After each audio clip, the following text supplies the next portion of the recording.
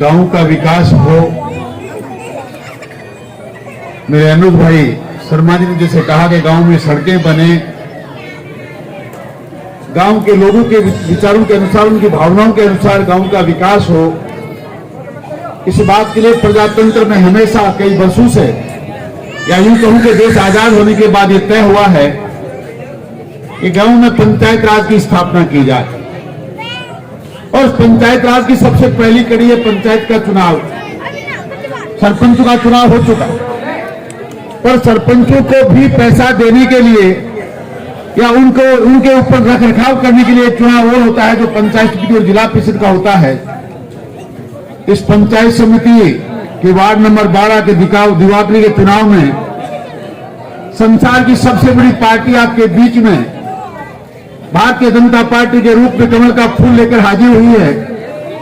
और संसार की सबसे बड़ी पार्टी का पंचायत राज में जो मैंने देखा है उमरेड में, उसमें आज सबसे बड़े मंच पर विराजमान मेरे अनिल भाई शर्मा जी, जो आपके और हमारे पार्टी के सबसे लाडले विधायक हैं और इरादे के कितने मजबूत है। पहली बार देख रहा हूं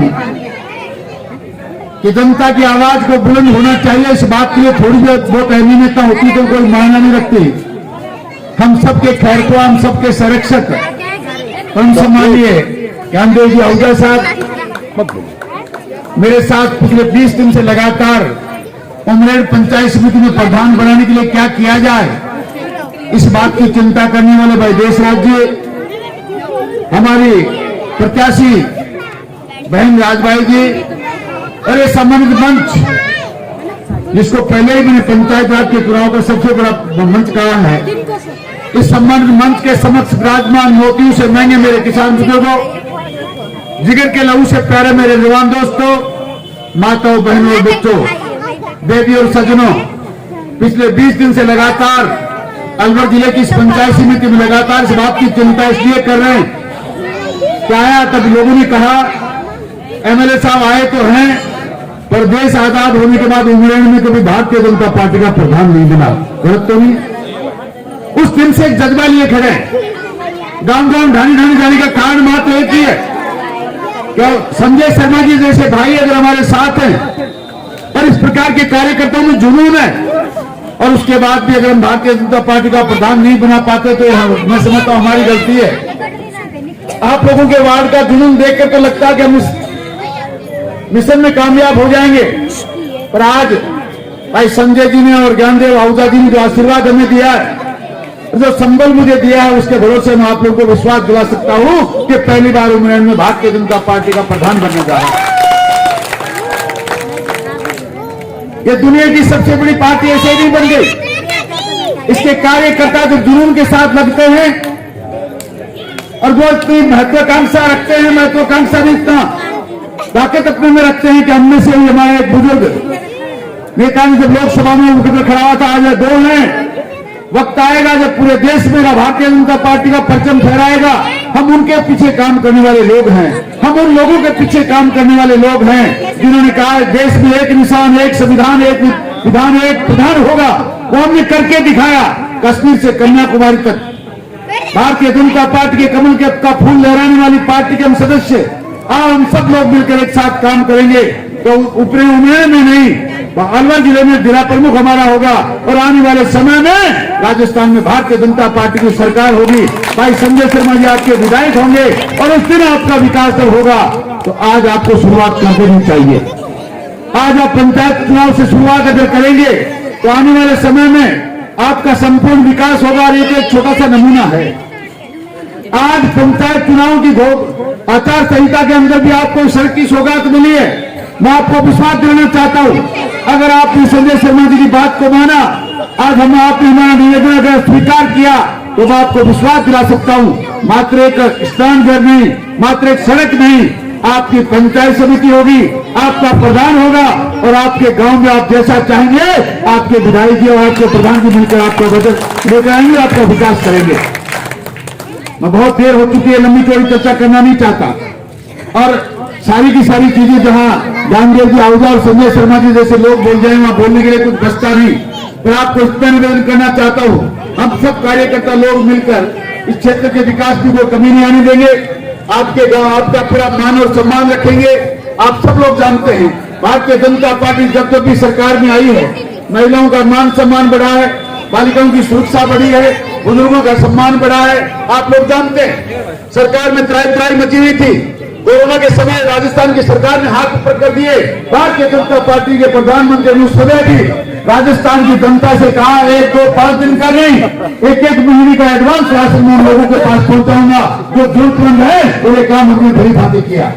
हमने तय नहीं किया किसानों को जरूरत के अनुसार देश आजाद होने के बाद कोई सरकार किसानों के लिए नहीं कर पाई। हमारी सरकार, केंद्र की सरकार 2000 की किस्त देकर 6000 रुपए साल का पहुंचाने का काम हमारी सरकार करती है, तो आज तक कोई नहीं कर पाया।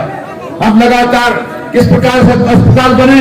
भारतीय जनता पार्टी राजस्थान की पहली पार्टी और पहली सरकार थी जिसने हर एक पंचायत मुख्यालय पे सीनियर सेकेंडरी स्कूल खुलवाई ताकि शिक्षा की माकूल व्यवस्था हो जाए।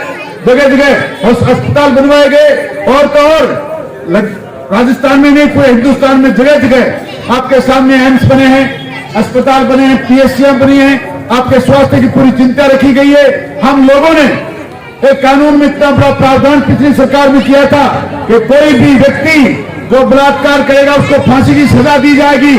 हमारे समय में आपसे निवेदन करना चाहता हूं माता और बहनों, वसुंधरा जी की सरकार के समय गिनती के 3-4 केस हुए थे कि तबला कानून हुआ, वो कानून की आज धज्जियां उड़ रही हैं और आज लगातार मासूमों के साथ बलात्कार हो रहा है, चारों तरफ बेविचार मचा हुआ है, हाहाकार मचा हुआ है। इससे बुरी कोई बात हो नहीं सकती। हमने कितनी चिंताएं आपकी की।